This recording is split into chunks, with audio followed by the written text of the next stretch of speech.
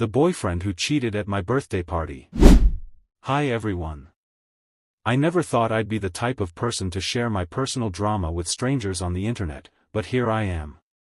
Maybe writing this down will help me process it, and maybe someone out there will tell me if I really did the right thing. So, let me set the scene. I had just turned 18. 18 is a huge milestone, at least for me. It felt like stepping into real adulthood, the kind of birthday you remember forever. I wanted to celebrate with the people who mattered most, my family, my close friends, and of course, my boyfriend, Ryan. Ryan and I had been dating for almost a year at that point. He was my first serious relationship, and honestly, I thought he was the one. I know that sounds naive, but when you're young and in love, you want to believe it's forever. But little did I know, this birthday would turn into the worst day of my life. At the beginning of the party, everything was amazing. I was surrounded by laughter, people wishing me happy birthday, and the feeling of being loved. Ryan gave me a small necklace as a gift, and I was honestly touched. I remember hugging him and thinking, wow, I'm so lucky. But as the night went on, I started to notice something odd. Ryan wasn't really paying attention to me. He kept disappearing, and when I did see him, he was either on his phone or laughing with Chloe, my best friend. At first, I thought I was imagining things, but then it got worse. Around 10 p.m., I realized Ryan hadn't been around for a while. People were dancing, the music was loud, and I was busy cutting cake and talking to relatives. But then I thought, wait, where's Ryan? I decided to look for him. Our house isn't huge, so it didn't take long. When I checked the backyard, he wasn't there. The kitchen? Empty. The guest bathroom? Locked. That gave me a weird chill, because why would anyone be in there for so long? Something told me I should check upstairs. And I'll never forget what I saw. The door to my bedroom was slightly open. And inside, there was Ryan. With Chloe. On my bed. Kissing. And there he was, but he wasn't alone. For a moment, my brain couldn't process what my eyes were seeing. My heart literally stopped. My first thought was, this is a nightmare. I'll wake up any second. But it wasn't. It was real. I froze in the doorway, and when they finally noticed me, they both jumped like guilty children caught stealing candy. Ryan stuttered, "Babe, I can explain," and Chloe's face turned red. Explain? How do you explain making out with your girlfriend's best friend, at her house, during her birthday party? I felt tears burning in my eyes, but I didn't want to cry in front of them. Instead, I snapped. I screamed so loud that the music downstairs actually stopped. People started coming up the stairs to see what was happening. I shouted things I don't even fully remember, something about betrayal, about how disgusting they were, how they ruined everything. Ryan tried to grab my hand, but I yanked it away. Chloe tried to say, it was just a mistake, but that only made me angrier. A mistake? I yelled. You don't accidentally end up in my room kissing my boyfriend. That's not a mistake, that's a choice. By then, some of my friends were at the door, wide-eyed, trying to figure out what was going on. I turned to Ryan and Chloe and screamed, "Get out. Both of you. Right now." It was chaos. Ryan begged me not to make a scene, Chloe was crying, and I just kept pointing at the door, shaking with rage. Eventually, they left. The party was basically over after that, because everyone knew what happened. You'd think that was the end of it, but oh no, it wasn't. That night, I locked myself in my room, the same room where I had just seen them together, and cried until my eyes hurt. My phone blew up with messages. Ryan apologizing, Chloe begging me to forgive her, other friends saying they couldn't believe it. The next day, Ryan came to my house with flowers. He said he'd been drinking a little, which was a lie, he only had one beer, that he didn't mean anything, and that he loved me. He swore it would never happen again. And you won't believe what he did the very next day. Chloe sent me paragraphs too, saying she was jealous, that she had feelings for Ryan she never told me about, and that she didn't want to ruin our friendship. But the thing is, they already did. They ruined everything. I didn't forgive them. I blocked both Ryan and Chloe on everything. Some of my mutual friends told me I was being dramatic, that I should give them another chance. Others said I was right to cut them off. My parents were proud of me for standing up for myself, but deep down, I still feel torn. I keep replaying that moment in my head, seeing them together. It's like a scar I can't get rid of. Part of me wonders if I overreacted. Maybe I could have given Ryan another chance. Maybe Chloe and I could have worked through it. We had years of friendship, after all. But then another part of me says, no. If they could betray me like that on my birthday, in my own house, in my own room, they don't deserve me at all. Even now, weeks later, I feel the weight of it. Birthdays are supposed to be happy memories, but mine will always be remembered as the day I lost both my boyfriend and my best friend in one blow. Now I keep wondering, did I make the right choice?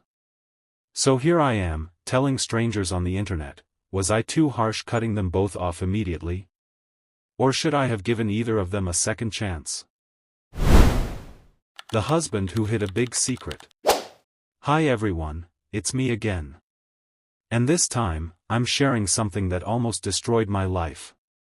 I want to know if I did the right thing, because even now, I sometimes wonder if I went too far. I, 27F, married my husband Mark 2 years ago. At first, it felt like a dream. He was handsome, kind, charming, and made me laugh every single day. Our wedding was beautiful. Our honeymoon was magical. Everyone said we were the perfect couple. But what nobody knew was that Mark was hiding something. Something big. The first year of our marriage was pretty normal. We moved into a small apartment together, we had dinner dates, we fought over silly things like who left socks on the floor. You know, normal newlywed stuff. But then, about a year in, things started to feel different. Mark started working late more often. At first, I believed him, after all, he was trying to get promoted. But it kept happening. 2 nights a week. Then 3. Then sometimes the whole weekend he was too busy. And here's the thing, my gut told me something wasn't right. Whenever I asked him about it, he'd say, "Don't worry, babe, I'm just stressed with work." He'd hug me, kiss my forehead, and I'd feel guilty for even questioning him. But then little things started to add up. He'd hide his phone when I walked into the room. He suddenly set a password on his laptop, which he'd never done before. He started wearing cologne to work. And one night, when he came home late, I swore I smelled perfume on his shirt. I told myself I was being paranoid. That I was just insecure. But deep down, I knew. And I was right. One Saturday, Mark told me he was going to a conference in another city. He packed a suitcase, kissed me goodbye, and left. But something about the way he avoided eye contact with me made my heart pound. I waited 2 hours, then decided to do something I'd never done before. I checked the location sharing app on his phone. We'd set it up months ago for safety, but I'd never really used it. When I opened it, I froze. He wasn't in another city. He wasn't at a hotel.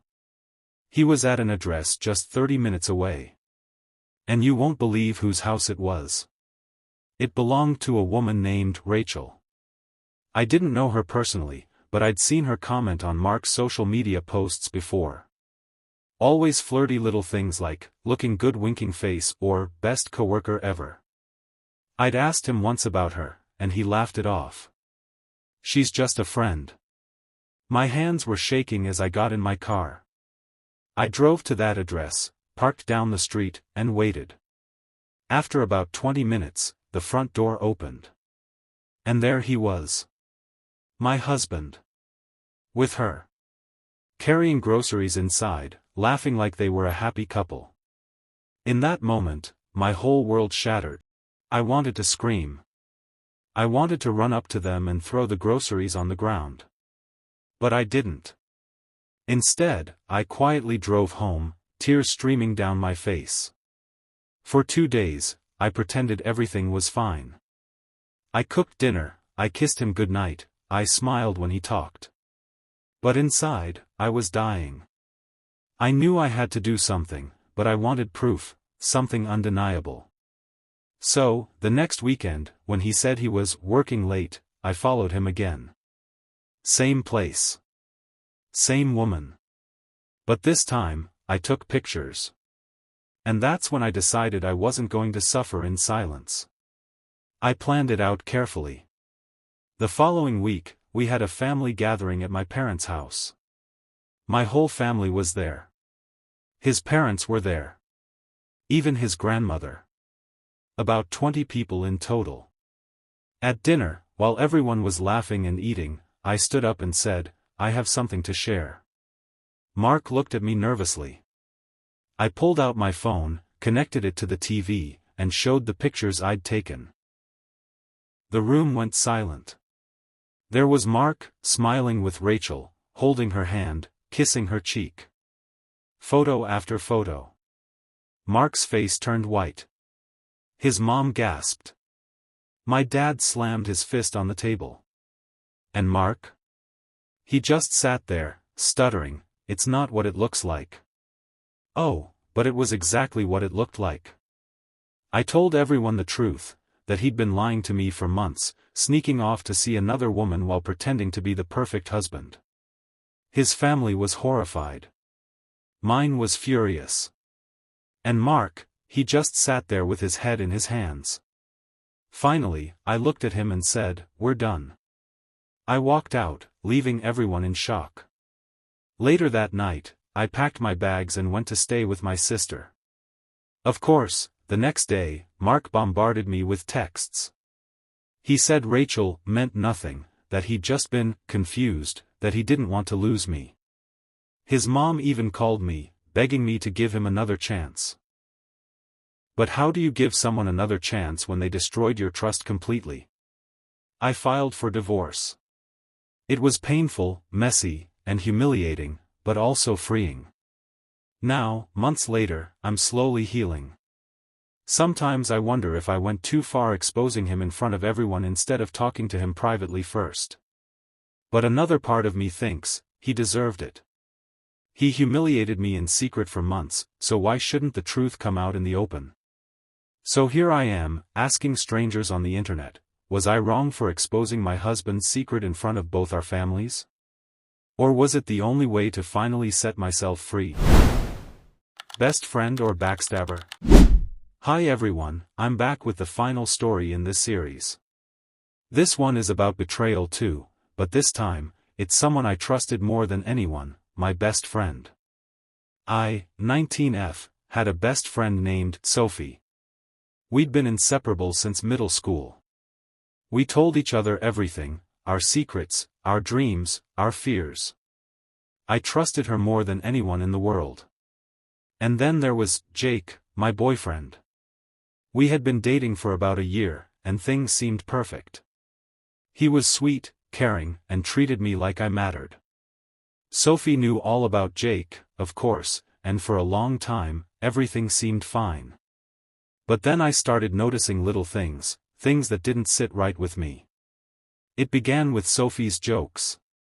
At first, I laughed them off. She would tease Jake, saying things like, if you two ever break up, Jake, I call dibs. I thought it was harmless, Sophie loved to joke around. But then it got stranger. She started sending Jake private messages on social media. Innocent at first, like memes and funny gifs. But over time, the messages got flirty. Very flirty. Heart emojis. Compliments about his smile. Comments about how cute he looked. I tried to ignore it, thinking I was just being paranoid. But my gut told me something was wrong. One afternoon, I was at Sophie's house, and I noticed her phone was unlocked on the counter. I shouldn't have looked, but curiosity got the better of me. I scrolled through her messages to Jake, and my heart stopped. There were hundreds of messages over weeks. Plans to meet up when I wasn't around. Compliments that were way too personal. And then, a photo she sent him. One photo. Of her lips with lipstick on. I felt sick to my stomach. Could this really be happening? Was my best friend actually trying to steal my boyfriend? I confronted Jake first. I asked him directly, "Have you been talking to Sophie in that way?" He tried to laugh it off. "It's nothing, just jokes." But the way he avoided eye contact told me everything I needed to know. Next, I confronted Sophie. I asked her why she was sending those messages. She laughed nervously and said, "I don't know. I was just having fun, I didn't think it would hurt anyone." Having fun? Are you kidding me? My best friend was having fun behind my back while I trusted her completely. At that moment, I realized something I didn't want to admit: the betrayal wasn't just about Jake. It was about Sophie. I felt angry, hurt, and completely betrayed. I wanted to scream. I wanted to cry. I wanted to hit something. But I knew I needed to stay calm, or at least appear calm. Over the next few days, I tried to process everything. I talked to other friends, asked for advice, and thought about what to do next. Do I break up with Jake? Confront both of them together? Try to salvage either relationship? Then it hit me. I couldn't trust either of them, not Jake, not Sophie. The betrayal was too deep. And even if Jake apologized, even if Sophie cried and promised to change, I knew things could never go back to how they were. Sometimes, the hardest choices are the ones you know you have to make. So I made the decision. I broke up with Jake. I told him we couldn't be together anymore, not while my trust was gone. He begged me to reconsider. He promised it wouldn't happen again. But words aren't enough when trust is shattered. Then I cut Sophie out of my life completely.